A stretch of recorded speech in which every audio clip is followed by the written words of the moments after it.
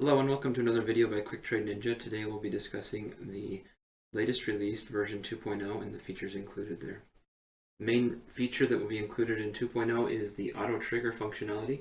This will allow you to auto trail your stops, auto set your targets based on your daily goal calculations, or enter based on arming your setup before the bar closes. So really quick, I'll show you what I mean on that. I'll start by the buy on close. So what I've done to set up here is created an entry order action. It's a buy order, and I've a new feature as well as this dynamic stop limit market. So there's several dynamic options now.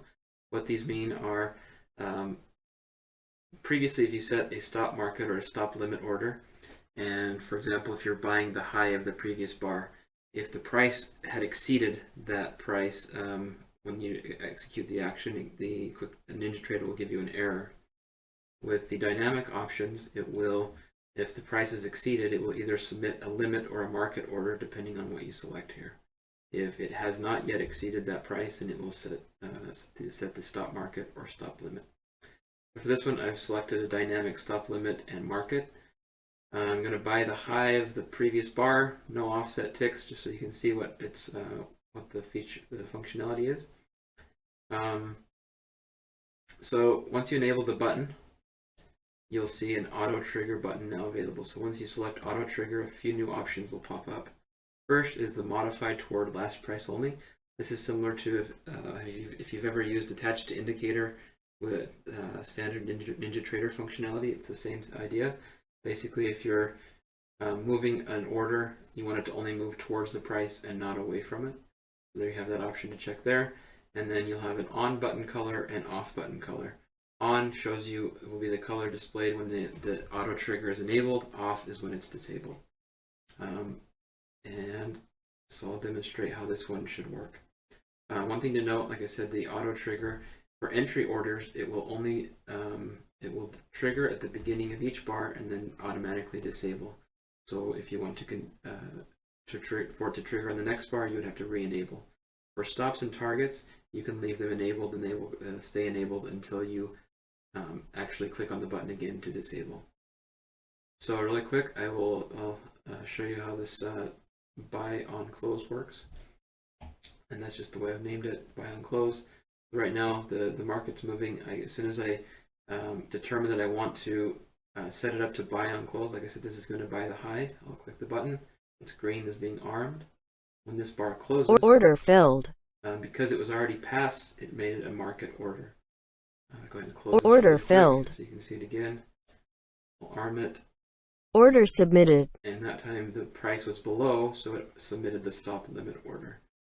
But you'll notice it disabled again. Order canceled. So I can continue to arm it. Order submitted. It submits the order, and it disables. Order filled. Order filled.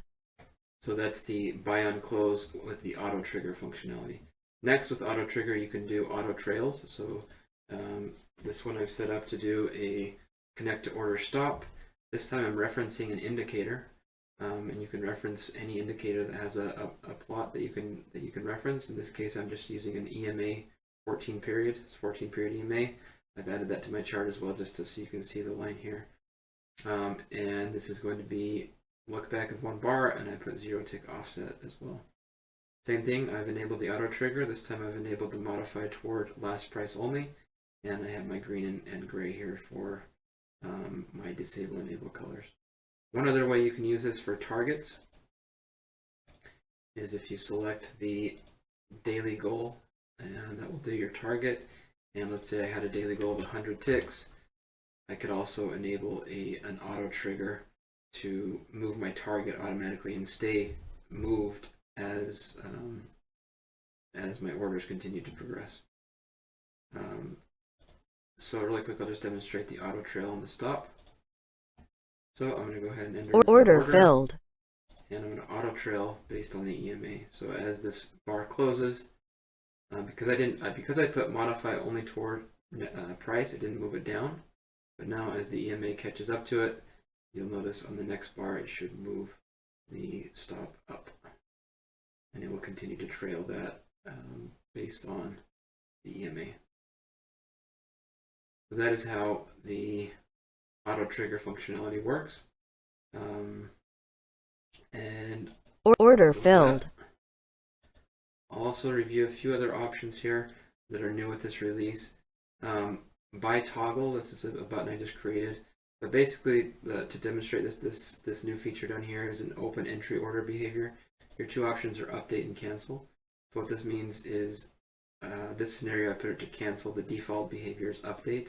But what it means is if I have a standard button that's not auto trigger, if I click it again on entry orders, like what should it do? Should it update the order or cancel it?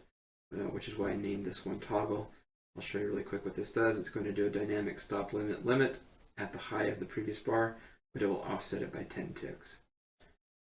So if I click by toggle, order submitted, order submitted, order canceled. Enter and cancel the order based on that setting.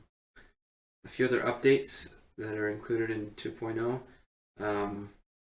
The button panel now has a button panel number.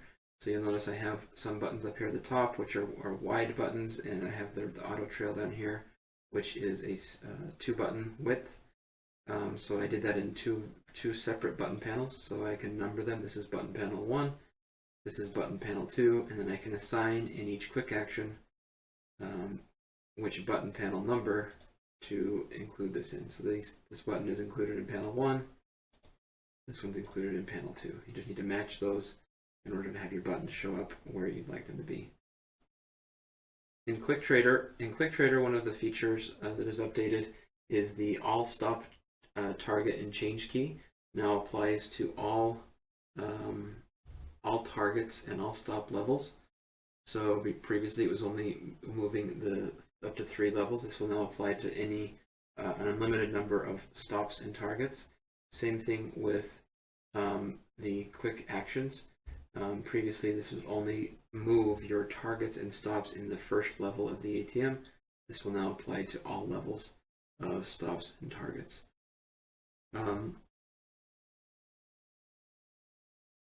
You'll notice also a lot of the settings have been reorganized to be more intuitive in the menus, and the offset type position aware has been renamed. It used to be profit.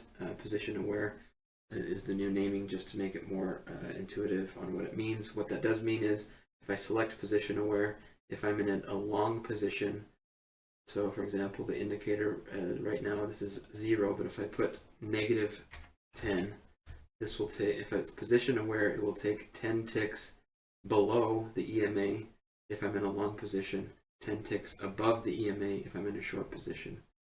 Y-axis obviously makes negative and positive be literal.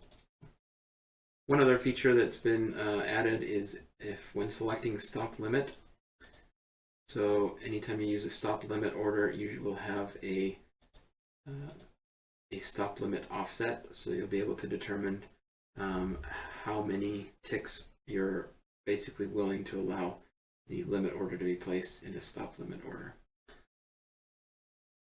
So those are the new features in version 2.0. We hope you enjoy the new features. As always, please test them out in a sim environment before you trade live and make sure they're working as you expect them to.